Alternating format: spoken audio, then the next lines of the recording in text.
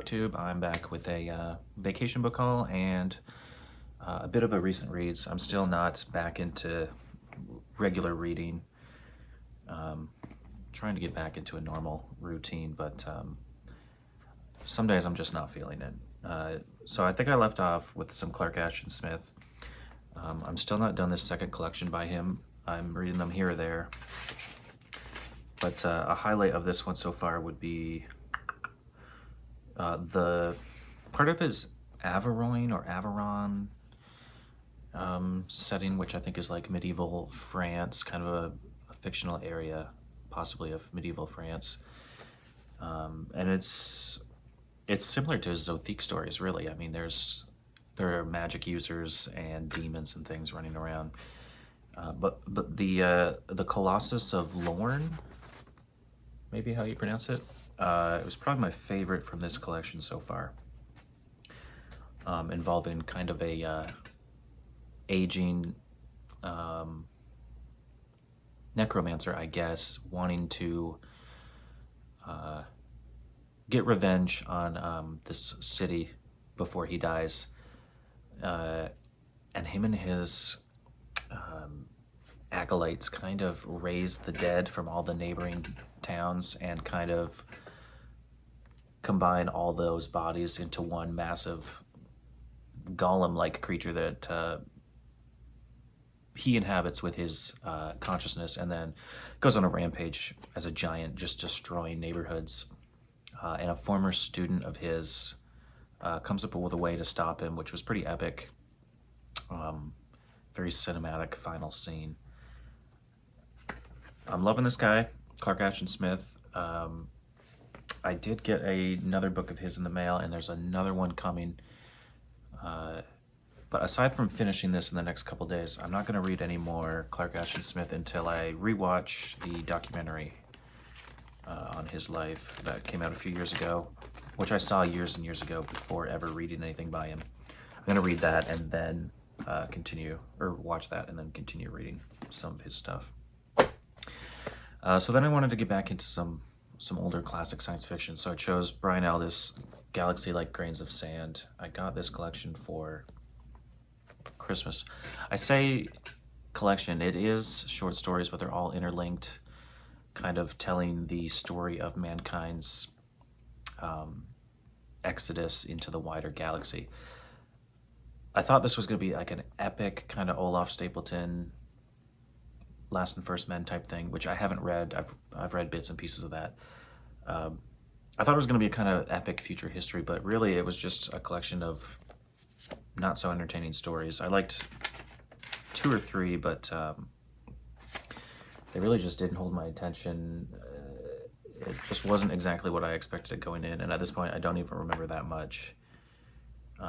So I have very little to say, and I'm not really interested in talking about this because my current read from the last book haul, Brian Ellis again, Hothouse. After not really enjoying this, I figured I'm probably not going to pick up any Aldiss for a while. But lately, I'm struggling. I've picked up several books and started reading them and just can't maintain an interest. So I eventually did give this one a try. I'm barely in it. I think I'm on page 30 and absolutely loving it. This is some excellent world building. Just the first few pages set up this world and the characters in such an interesting way. We have like less than 20 humans living in this giant tree, millennia in the future. It's really kind of a dying Earth story. The sun is much bigger and closer, older, but the world has since moved on. Most animal life is gone. Actually, humans. I think humans are the only animal life left, and maybe 4 different species of insect. Everything else is plants, carnivorous for the most part, giant mutated, half animal, half plant hybrid things. And there's a group of like 20-ish humans living in this continent-spanning banyan tree, which ended up being the most successful organism when this kind of new order of life started taking over. This banyan tree fused with other banyan trees, and basically now it's a continent-spanning tree. And that is the ecosystem. Humans live kind of in the middle. They do travel to the top, which is called the tips, capitalized, the ground below they never travel to, which is also capitalized. So I'm barely into it, but excellent setup with this child being eaten by something, and the characters say, well, we're gonna have to send her spirit to heaven. And in very few pages, or the afterlife or something, he really sets up this interesting culture that I hope maybe its origins get explained a little more. But it turns out every human has their own little carved statue that they refer to as their soul. And since in this world, when a person dies, usually there's nothing left of them, they bury the soul, which entails climbing to the tips, which, you know, going through various dangerous upper ecosystems and getting to the very top of the canopy. They take this little wooden effigy thing and they kind of attach it. They secure it inside this kind of natural made capsule, and then they stick it on a strand of web that connects the Earth and the Moon. It turns out up here the canopy is just covered in webs, and the webs span the Earth to the Moon because one of the most, well, probably the most successful animal-vegetable hybrid, because the continent-spanning tree is just a tree. The most successful creature are called traversers, and they're like mile-long, mile-high spiders that are half vegetable, half insect. At some point, they evolved to a point where they can kind of fill their bodies with oxygen and float to another body in the solar system. And then that's how they kind of connected strands. And now these giant spiders, which in real life, I literally do have arachnophobia, can't stand spiders. Yet as a kid, I loved the movie Arachnophobia. I love Adrian Tchaikovsky's Children of Time. And probably one of my favorite characters from any book is, I can't remember their name now, but the spider from China Miéville's Perdido Street Station, which is like a dimension-hopping god of sorts that only speaks in riddles and is very enigmatic, but is a giant, intelligent spider-like creature. So I don't know why I like spiders so much in my fiction, but the traversers in this are awesome. And the characters put the capsule with the soul or spirit inside of it. They stick it to a web in hopes that a passing traverser will brush up against it and it'll get stuck to their leg, and the traverser will carry it to heaven, basically, which I guess from the human's point of view, I don't know if they're aware that traversers travel to the moon, like the next orbiting body, or if they just think it's some sort of afterlife. I'm going to find out. That premise alone, just in the first 10-15 pages, really interested me. So I'm very curious about this culture, and absolutely loving it. Always give an author a second chance. This was not my first Aldiss, but yeah, difference night and day between these. I really seem to enjoy stories with giant killer plant life, like Thomas M. Dish's Genocides, Sue Burke's Semiosis has lots of intelligent plant life working against and with humanity on a planet that humanity is trying to colonize. Is really cool. I've been saying for like 2 years on this channel I need to read the sequel to that.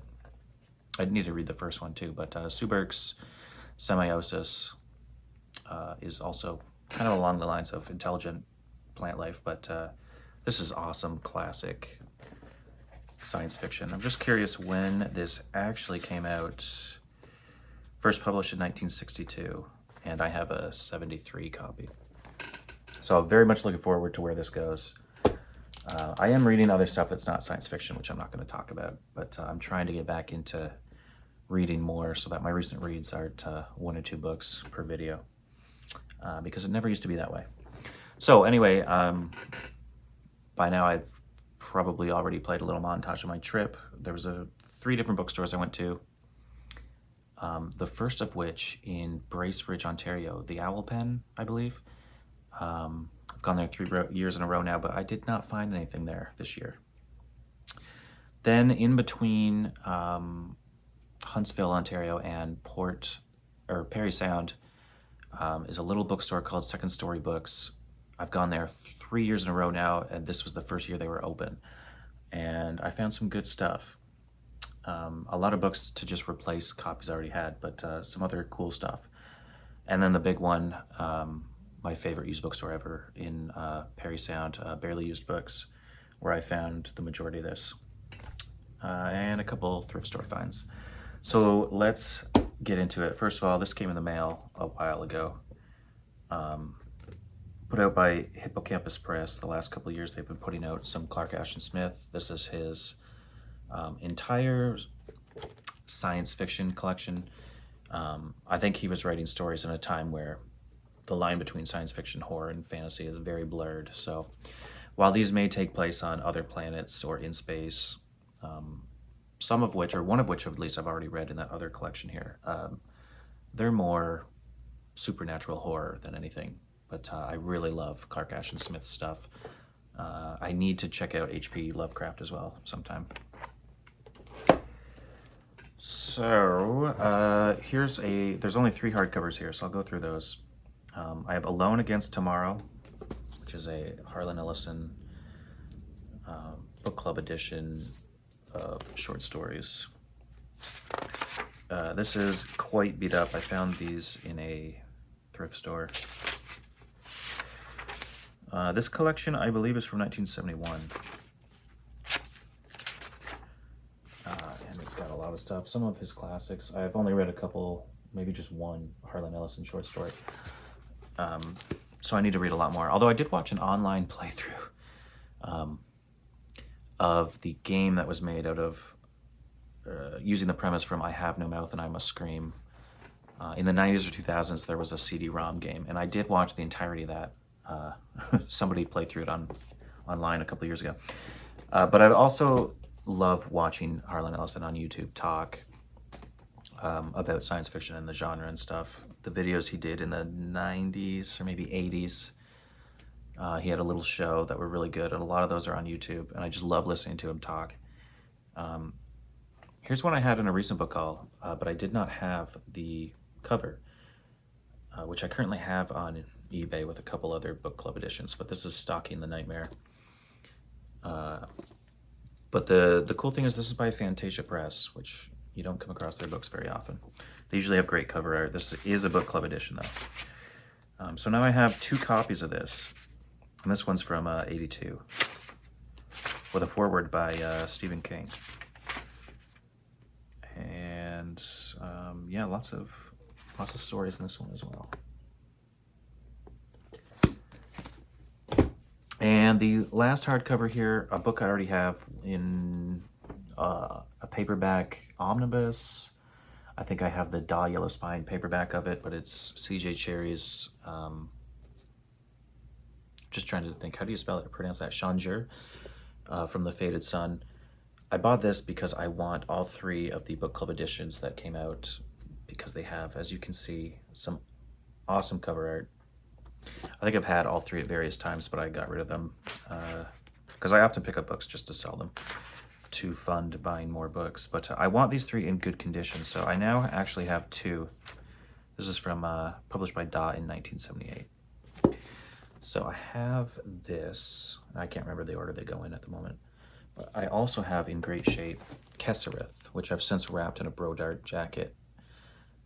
Because again, this one is in an excellent condition. And again, great cover art. So I just need to find the 3rd now that I'm missing. I have a lot of C.J. Cherryh book club editions just in a box. Because one day when I have the space and have many more bookshelves, I would like to line them all up. She has lots of great cover art. She was blessed with good cover art. I'm just going to see if we can get a credit for who did these. Nope. Oh, Jack Woolheiser? I'm gonna guess he did all 3.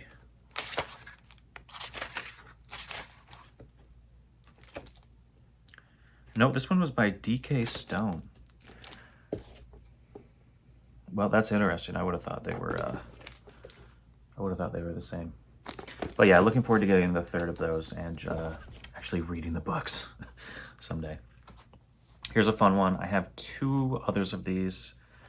I've never looked into them in any detail to see how many there are. I know there's at least 4, but it's Matt Groening's childhood, or Hell series. I think I have Working is Hell, Love is Hell, and now Childhood is Hell. There's at least 1 more. And this place actually had like a hardcover bind-up of all of them, but it was huge, and I don't need it.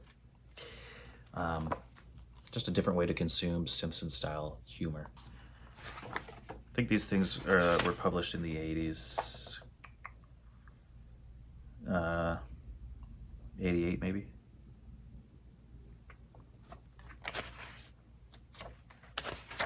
Yeah, it's just early Matt Groening, but I love these. All right, and on to the good stuff here. First, some Edgar Rice Burroughs. Now, I picked up every one of these John Carter books that they had at Second Story Books. I already have these, but 3 were removed from the like the bindings had come apart, and I wanted to replace them, but I couldn't remember which 3.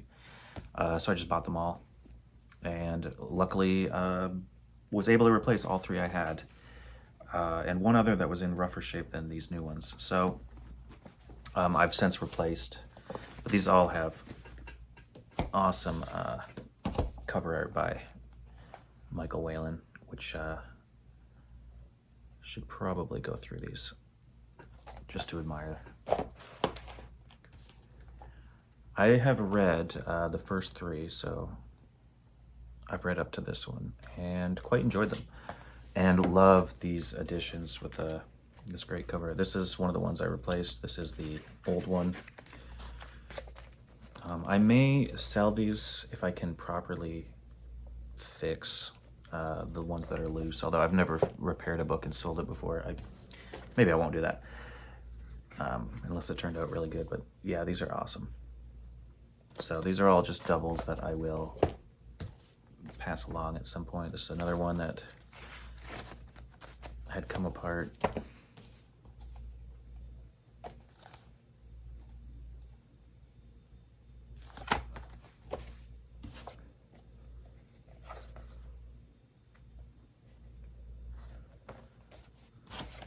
And the last one, John Carter admires. I think this was the one I had, but it was a little rougher shape, so I did manage to upgrade that as well. Then I've got a Lynn Carter, When the Green Star Calls. I've been slowly collecting these. I believe it's kind of like his John Carter and Mars type stories. I think Lynn Carter has a couple series that are kind of an homage to that kind of writing style. And he also wrote his own, did he write Edgar Rice Burroughs type stories? Or John Carter Mars stories? No, he definitely wrote Robert E. Howard stories. More Conan stories and stuff. So I have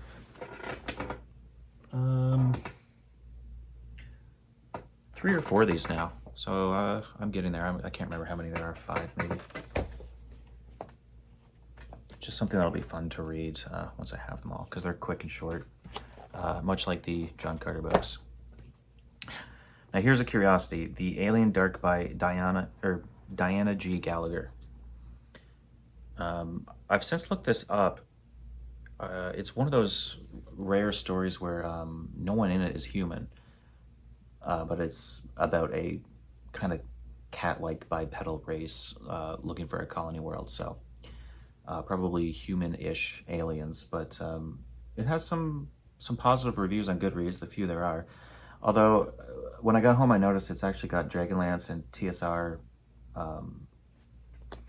all over it. So I don't know if this ties into Forgotten Realms in some way. I can't imagine how, but I'm not very knowledgeable on that stuff. It just sounds like a good story. I don't know if I put the back up there if you want to pause and look that up. Then 2 more here by Edmund Hamilton. Star Wolf 1. These are some old Ace paperbacks from the 60s. This is from 67 with cover art by Jack Gonin. gone. And I have the second one. Star Wolf is a trilogy of stories. These are beat up. I actually already have, and forgot I had, this omnibus. And while I would actually like to have the three, I'd rather have the paperbacks because they're smaller, take less space. They're kind of in rough shape, so I'm not sure which I'll keep. But I do love Edmund Hamilton and have not read nearly enough of him yet, so I'll have to decide which I'm going to keep there. Random curio here. I do remember this one came from Barely Used Books. Hawk of the Wilderness by William L. Chester. Not someone I've heard of. This little ace book. Very much Edgar Rice Burroughs type stuff, I think. Slash Robert E. Howard, maybe. Well, it says in the style of Tarzan. It's basically about the rim of a volcano that has like a hidden land in the middle, and this guy who I think was the only survivor of a plane crash or something grew up there and, you know, lives in the wilderness with his trusty bear by the looks of it. Cover art caught my eye, and it was like $1, so I had to check that out. Then a book I have been on the lookout for, because I have this here, which I bought quite a while ago from Norm at the bookstore in Pluto for the cover art. This is what I already had that I bought off him quite a while ago. Warrior of Larn by Gardner L. Fox. Actually, Jake at Pulp Mortem just did a video on this book and the author. Check out his channel because he talks about old science fiction and has a lot of humor in his videos, which are good. And I found this at Barely Used Books, so I have the second one now. And I think people commented in his video that, well, the first one is pretty formulaic and redundant of other books of the time. This one's supposedly a little better, so yeah, I look forward to checking this out. I think Gardner Fox wrote a lot of stuff similar to like Lynn Carter maybe. But my God, this cover art is awesome. I wrapped it as soon as or bagged it as soon as I got it, because mine is in pretty much unread condition. So I've got those. I'm not sure how many Larn stories there are. That's not actually something I looked up. A little comic book here. Actually, no, I thought this was a comic book because I do collect Peanuts little comic books, but it's actually a full-blown story. But I love these old Charles M. Schulz paperbacks. There should be a couple of things somewhat related to that. Yeah, I thought it was one of these. I probably have this. I haven't dug out the old ones yet to see, but I always pick these up if I find them for cheap. Although I never have seen one of these. The Flintstones, The Bedrock Connection. Despite growing up in the 90s, I grew up watching a lot of Hanna-Barbera and older stuff. So very nostalgic to see that stuff. And one more. I don't think I've read any Heathcliff, so those will actually be new to me. Then we have an E. Doc Smith, Skylark of Space.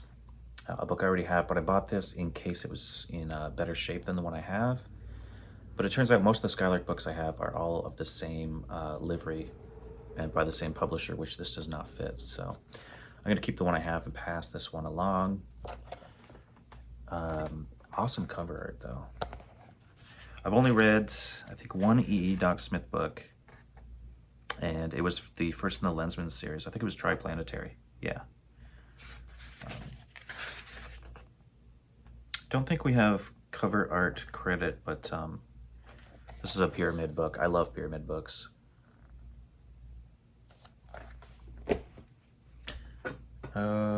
I have the last book by Philip K. Dick, Radio Free Albemuth, in great, like, unbroken spine, probably unread, a little scuffed up here and there. I've not read a lot of Philip K. Dick. One or two novels and some short stories, so that's neat to have, and it's so hard to find. At least my experience has been, it's hard to find Philip K. Dick books. All right, I have another upgrade here. This was also $1. Verna Vinge's The Witling.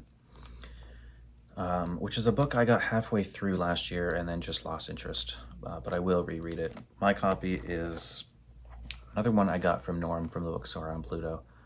It was in his $1 or $2 bin, basically just because it's got marker and stuff on it, because otherwise it's not a bad copy itself, but I'm happy to replace mine.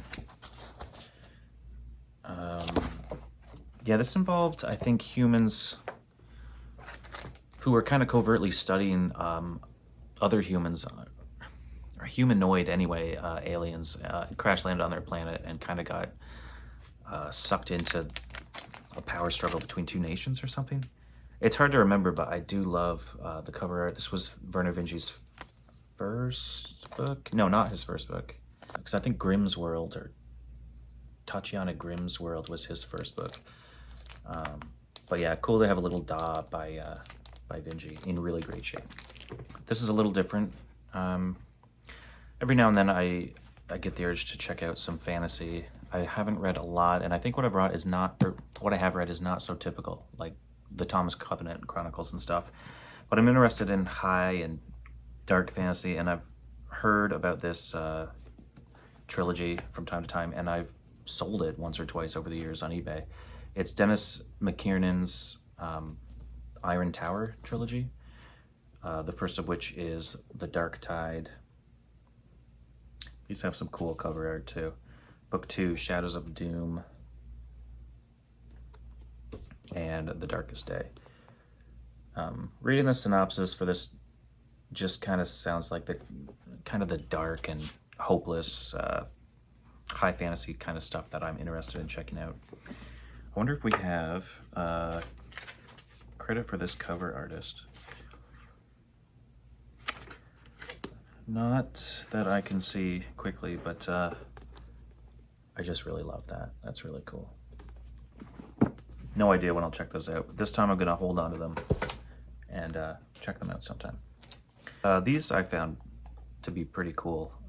The House on the Borderland by William Hope Hodgins.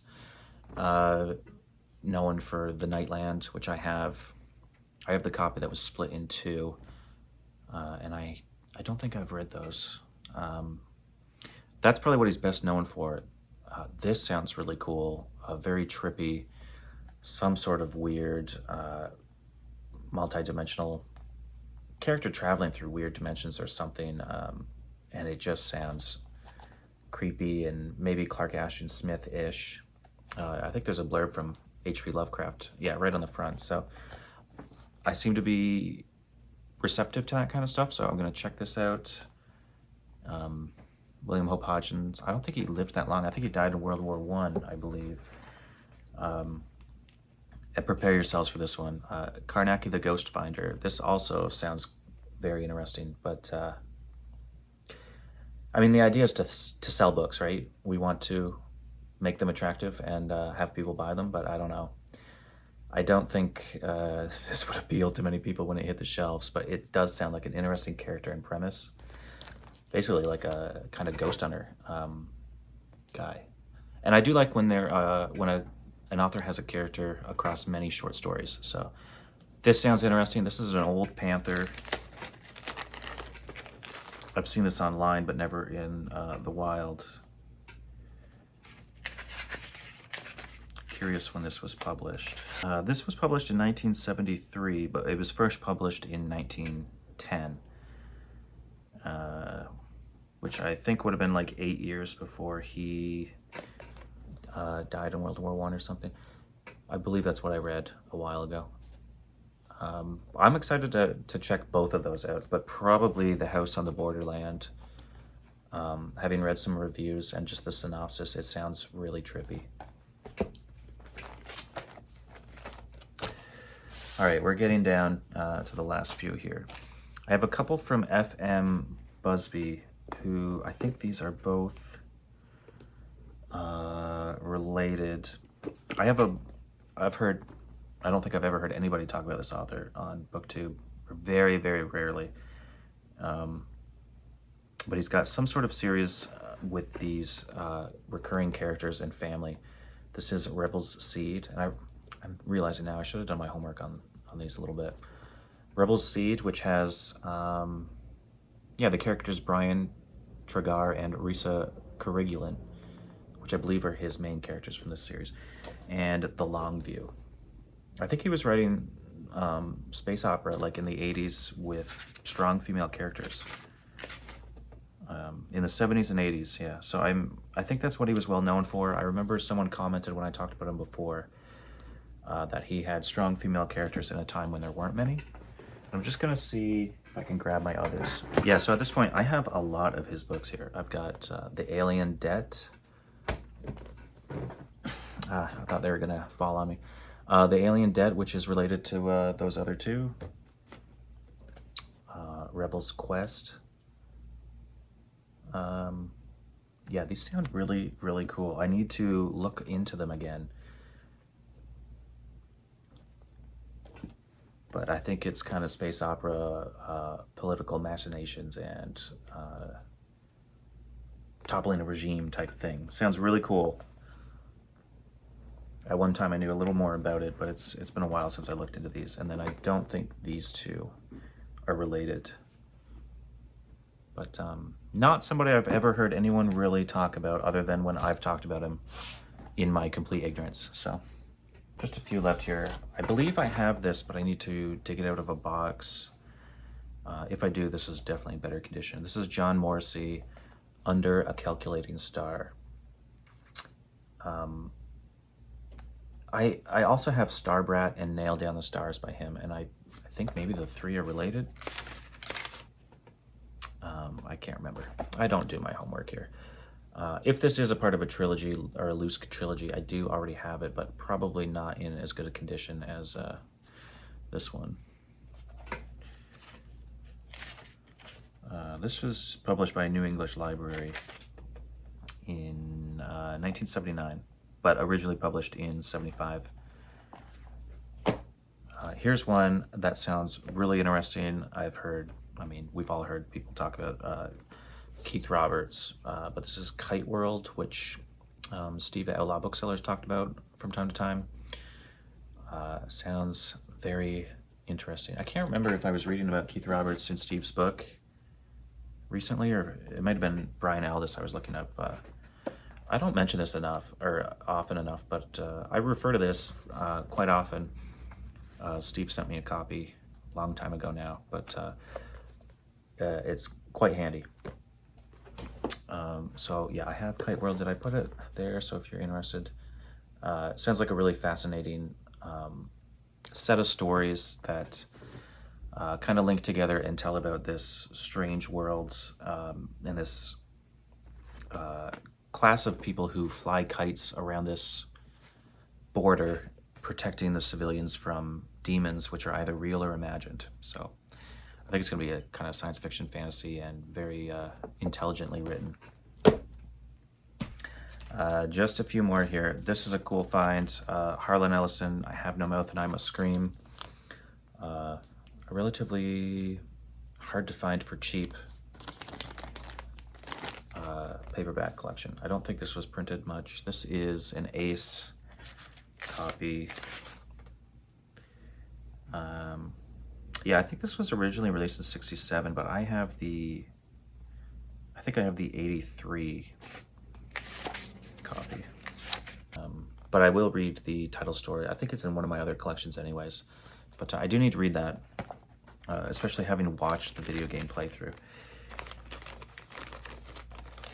It is a disturbing story, so to actually read the source material, the actual story, would be nice. Such great cover art too. I'm gonna save this for last. Here's a random by Zach Hughes, Thunderworld. This is one of the books I tried the other day. I tried like 6 or 7 things. And I got 15 or 20 pages in, but just lost interest. Had some interesting world building to begin with, but not good dialogue. Don't know if I'll read this. I have not read any Zach Hughes, but I have a couple books of his that sound interesting. He's not somebody you hear mentioned much, at least I haven't, on BookTube. Then I've got The Kindly Ones by Melissa Scott, which is about a colony world that's kind of coming back into the notice of like a bigger empire or something. and this world's customs are being challenged, I think. The only Melissa Scott book I've read in the past was Dream Ships, which had a lot of cyberpunk elements and I think hard SF, but I did not fully enjoy it. One of those books where people are piloting spaceships by going into a kind of trance or inside a computer program or something. Very, very trippy, but didn't really enjoy it, but I'm always willing to give an author a second chance. And then the last thing I found here, other hard to find books, although these are not something I had seen before. I have two story collections here put together by Peter Haining, and it's Weird Tales. So I'll actually have to open this up. So I have, I think, the first and second of these. I'm not sure how many there were. I grabbed these, they were wrapped up in the bag. I was hoping there'd be some Clark Ashton Smith, so I just bought them. I think, yeah, I think it was $10 for both, and I just hoped there'd be some Clark Ashton Smith, and there actually is one Clark Ashton Smith in each of these. I've already read the one in this one, but this has so many cool people. Edmund Hamilton, H.P. Lovecraft, Robert E. Howard, Henry Kuttner, August Derleth, who started Arkham Press, I believe. Yeah. So I very much look forward to checking these out, considering I've just become interested in Clark Ashton Smith, although the one in here I've already read, but similar type stuff. These are, I think, somewhat hard to find, at least for a decent price. I was just curious when these were published. 78 by Sphere. And they are in like uncracked spine, unread condition. So here's the other one, which I think was released the same year. Yeah, it is volume 2, and it has stories from a lot of people I don't recognize, but Robert Bloch, Ray Bradbury. Where was the other one? Oh, Fritz Leiber, and Theodore Sturgeon, H.P. Lovecraft. Yeah, tons. Clark Ashton Smith, there's a story in there I have not yet read.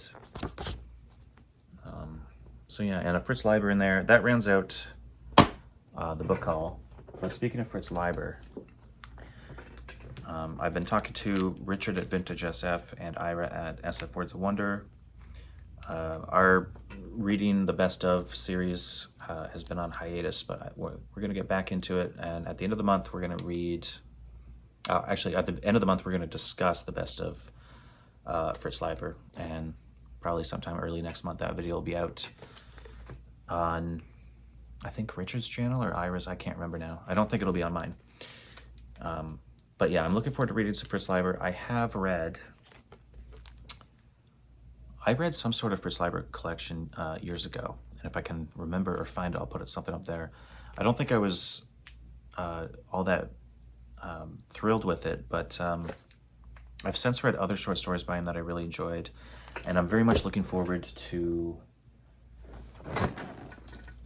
getting to his Fafhrd and Grey Mouser stories, which a while back in a book haul I had all the collections of his short stories with those two characters, which is awesome. And now that I'm really into sword and sorcery, having read Lee Brackett, C.L. Moore, Clark Ashton Smith type stuff, I'm looking forward to checking his two characters out. And I don't know, maybe one or two of those stories will pop up in the best of, which would be really cool. So sometime in the near future, there'll be a video out with 3 of us talking about the best of Fritz Leiber. And other than that, I'm going to finish that Clark Ashton Smith collection and do what I always do, which is stare at the bookshelves and let the book choose me, because I very rarely have anything in mind of what I'm going to read next, such as the stressful or the frustration of being a mood reader. Other than that, I'm just trying to stay motivated to actually read and kind of get back into a normal routine sort of thing.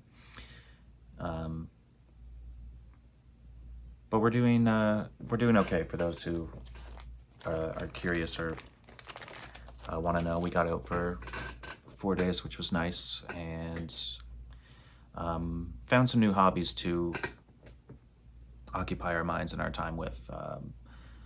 Became obsessed with Lego. We've bought and built a lot of Lego, which is a good couples activity and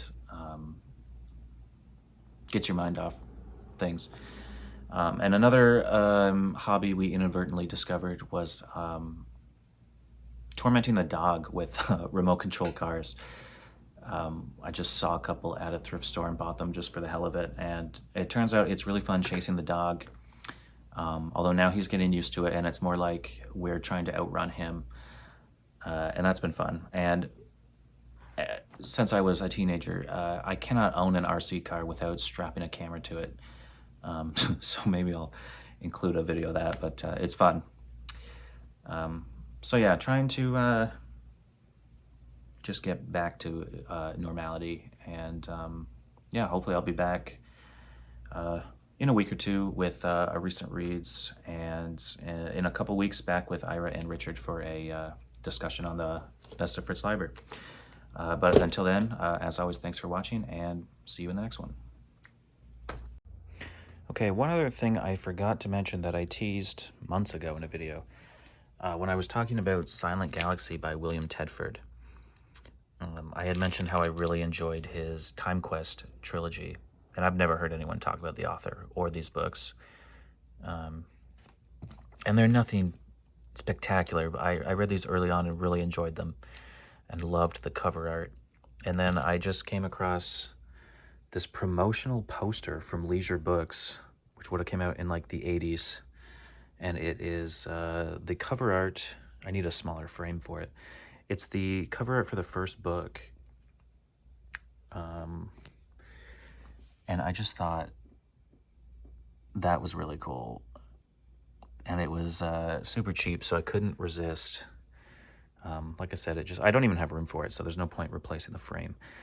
But eventually, when I have more space, this will go up in whatever room I try to claim as my own for the books, if I win that argument with the wife. I just think that is awesome. I could not find the artist, but yeah, there you have it. Something probably only I would really appreciate, but it's cool to have.